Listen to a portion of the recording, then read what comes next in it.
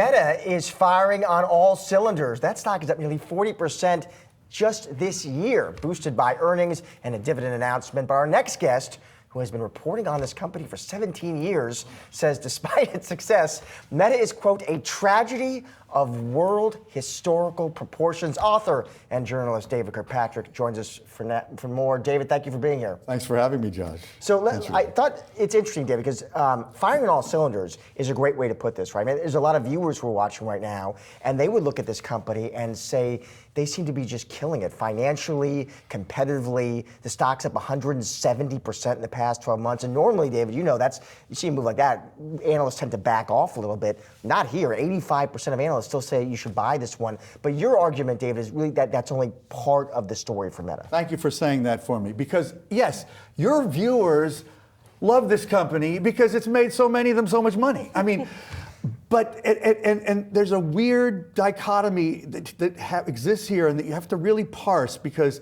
Zuckerberg is a brilliant business strategist, but he's also an amoral, antisocial human being in the way that he has led his company.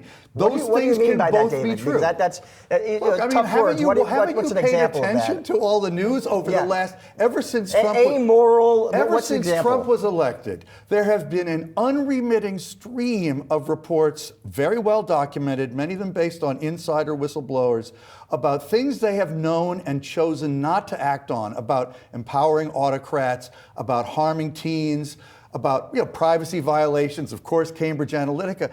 And they get a pass because they make people so much money. And look, they are in a brilliantly conceived business that is almost incapable of not making money.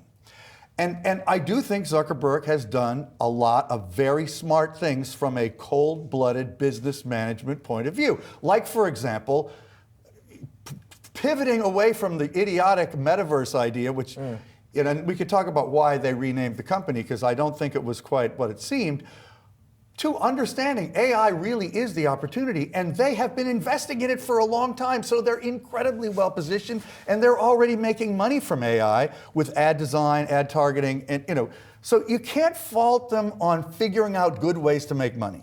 You can fault them on their social impact. Those are two different things. Okay, so what do you do with that? In other, the history of corporate America is littered with companies that were very successful and amoral at best, evil at worst, right?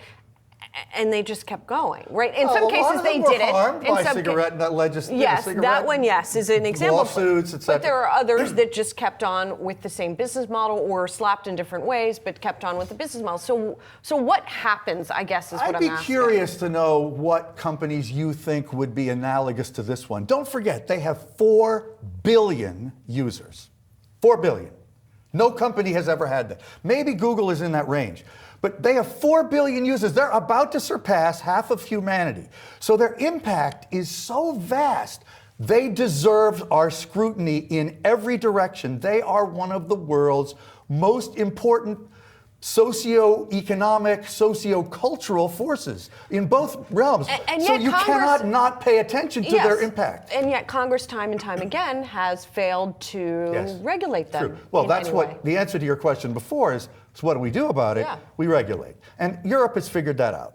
In Europe now, it's more or less about to be true that Facebook Meta will not be able to share data between Instagram and Facebook for ad targeting, which for them is very bad news. And they decided to do that based on privacy obsessions they have in Europe. I'm not saying that was the best thing to regulate, but the point is that is one of many, many regulatory innovations and initiatives that they've made in Europe that are beginning to push back against all these companies on perceived harms that Europeans care about.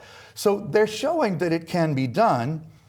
In the US, don't forget, Meta is #1 in US lobbying expenditure of all companies. That is not a coincidence. They are very, very afraid of regulatory pushback. All right, David. I'll have to tell you about those other companies I think might be in that category offline. Oh, I have so many more really negative things to say. David, thank you for joining us. It was great. Thank you for Appreciate having it. me.